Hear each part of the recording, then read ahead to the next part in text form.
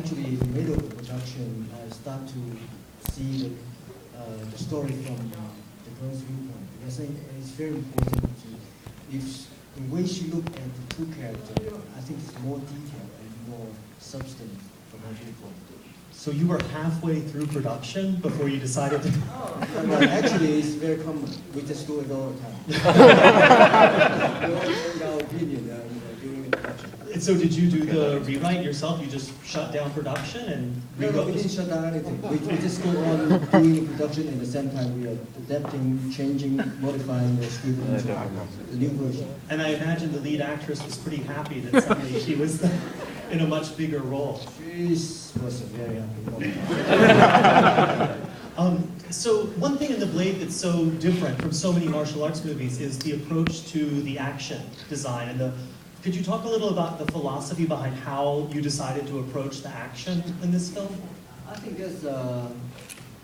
there are two kind of rules that we usually see from action movies. Is that the monk, or maybe the person who the heroes are usually win the battle. But I think it's the opening of this movie. We start off as the monk, which is mostly the icon for justice, didn't really win all the time.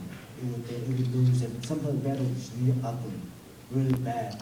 It's really threatening on the screen. Instead of they make you feel like excited, but at the same time they give some kind of threat during the battle with the bad guy. It's one thing. Another thing is I try to create a style which is very close to documentary. I didn't use wire work, only two shots with wire work for the safety reason. Other than that, everything is really actually fighting.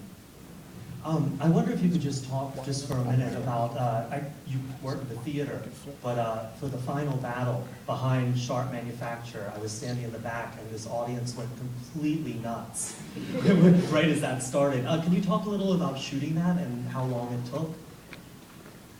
Well, that was not very long, about a week. We did this ending sequence. That entire end sequence in 1 week? Right. And was one of the wire work shots in that sequence? The wire work was early, but the other than that, everything is actually feasible. But I'm going to say his name incorrectly, so I apologize. But Zhang Jinjin, the guy who plays the bad guy, who's also an action choreographer, he's coming down from such great height. That's the wire work. Okay. I thought you were just throwing the actors.